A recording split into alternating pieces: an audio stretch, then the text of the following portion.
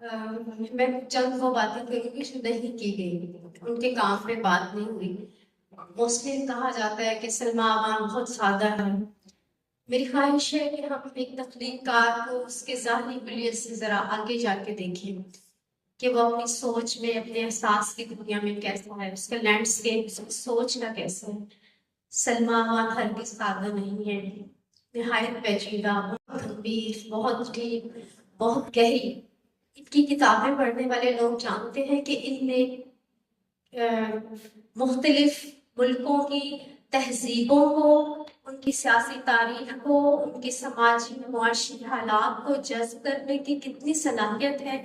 یہ politically motivated writer ہیں، لوگ ٹیبل سٹوری کرتے ہیں یا تخیل کی بنیاد پہ سفر نامے لکھتے ہیں، لیکن سلما عمان کے سفر نامے انتہائی منفرد سفر نامے ہیں۔ عراق اشک بار 2008 میں آیا، اس وقت جب ابھی امریکی جبر سے عراق نکلا تھا، عراق میں امریکی چوکیاں موجود تھیں، داعش کے اثرات تھے، وہاں پہ بلاسٹ ہوتے تھے، لیکن سلما عمان پاکستان سے بیٹھی ہوئی اردو لکھنے والی ایک رائٹر عراقی سفیر سے ای میل پہ خط و کتابت کرتی ہے، جانا چاہتی ہے۔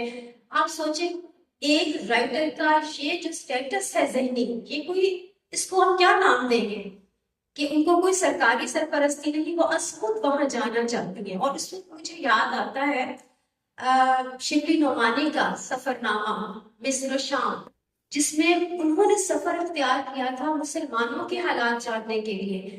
وہی جذبہ مجھے سلما عمان صاحبہ کے اندر نظر آتا ہے کہ وہ ان حالات میں جو جنگ زدہ زمینیں ہیں ان کے سفر کو نکلتی ہیں۔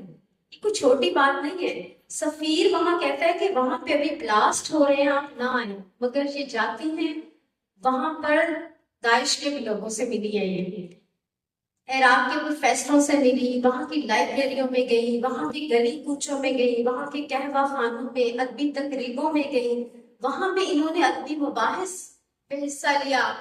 وہاں کی سیاسی اور جو امریکی جبر کے بعد جس طرح عراق بدل رہا تھا اس میں انہوں نے گہری دلچسپی لی۔ اور یہ بڑی بات ہے کہ مور دین آ کریٹو رائٹر جیسے ایک صحافی ہوتا ہے جس کو ایک جانکاری کی خواہش ہے کہ اس سرزمین میں اب کیا ہوگا، تو یہ بہت بڑی بات ہے۔ اس وقت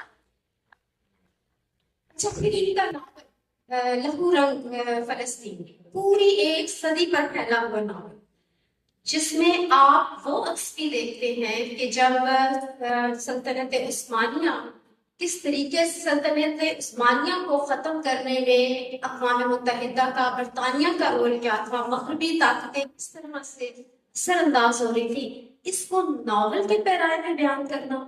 پھر فلسطین کی سرزمین جہاں پہ بہت سارے مذاہب ہیں، ملٹی لیئر وہاں کی ثقافت ہے، وہاں کے سیاسی، سماجی اور مذہبی حالات، ان سب کو ایبزارب کرنا اور ایبزارب کر کے اس کو ایک کریٹو فلو کے ساتھ ناول کا حصہ بنانا، کیریکٹر بنانے۔ فلسطین تو نہیں گئی لیکن عرب پٹی انہوں نے ساری دیکھی اور اس پر ایک تخلیقی اپنی ناول کی بنیاد رکھنا ایک حیرت انگیز کارنامہ ہے۔ میں نے اس ناول کو پڑھا اور میں، آپ یقین کریں، حیرت زدہ رہ گئی۔ جب یہ ناول ختم ہوا تو I just burst into tears، اور میں نے ان کو پوچھا، میں نے کہا آپ نے یہ لکھا کیسے؟